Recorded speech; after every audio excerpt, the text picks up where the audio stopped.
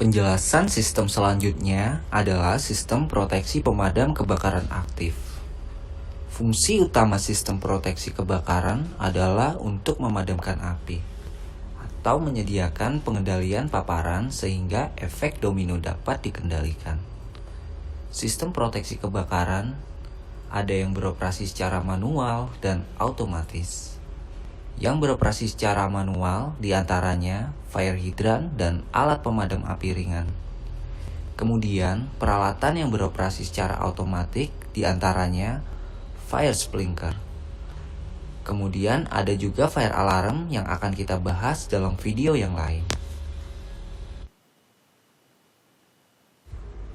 Pada tahap awal perencanaan sistem proteksi kebakaran sebuah gedung, terlebih dahulu kita harus mengidentifikasi tingkat bahaya kebakarannya dengan melihat luas gedung, level atau ketinggian bangunan, serta fungsi bangunan.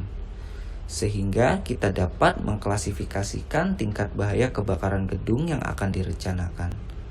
Apakah gedung yang kita rencanakan termasuk dalam bahaya kebakaran tingkat rendah, sedang, atau berat? Tentunya dengan merujuk pada regulasi yang berlaku, seperti peraturan daerah, peraturan Kementerian Pekerjaan Umum, standar nasional Indonesia, dan sebagainya. Karena hal tersebut sangat berpengaruh terhadap pemilihan sistem.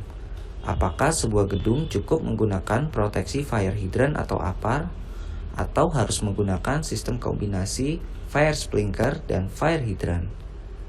Selain itu juga digunakan untuk menentukan kapasitas besaran peralatan pompa pemadam.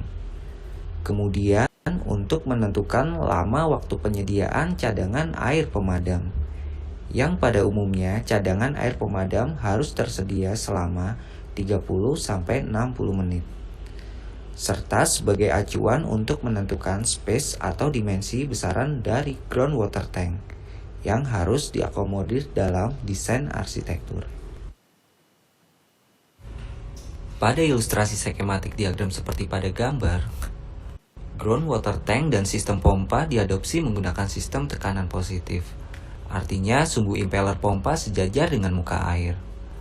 Groundwater tank atau sistem pompa juga dapat menggunakan tekanan negatif, di mana ruang pompa berada di atas groundwater tank, sehingga sumbu impeller pompa tidak sejajar dengan air.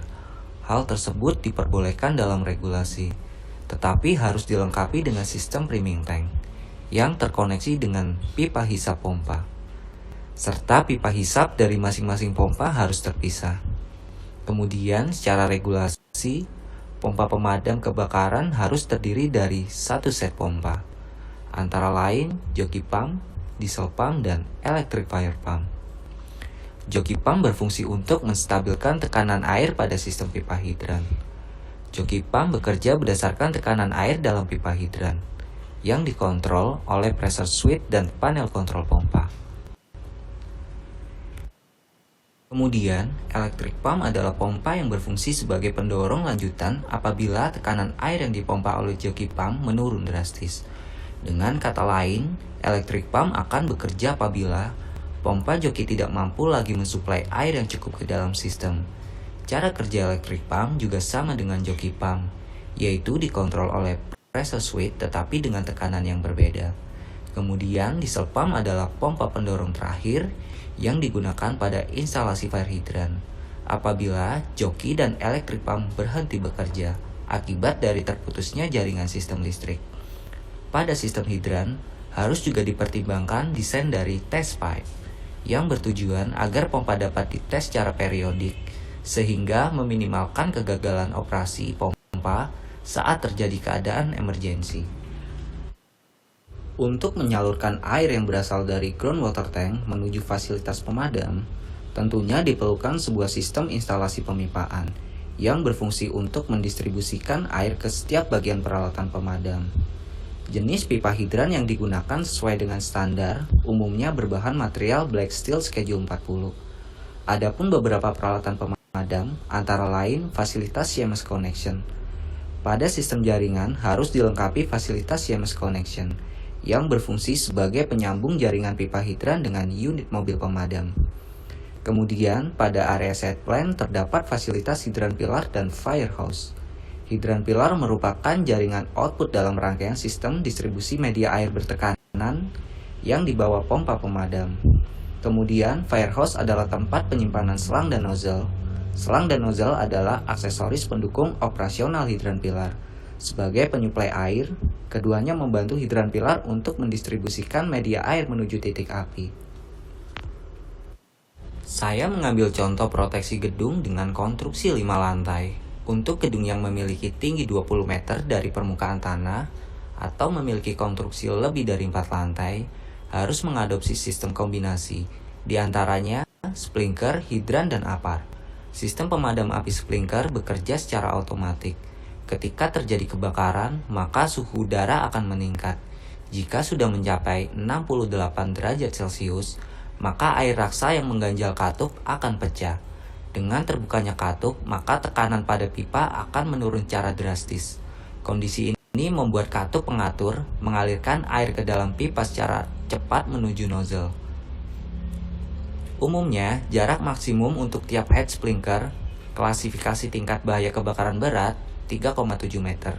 Untuk bahaya kebakaran sedang, 4 meter, dan 4,6 meter untuk bahaya kebakaran ringan.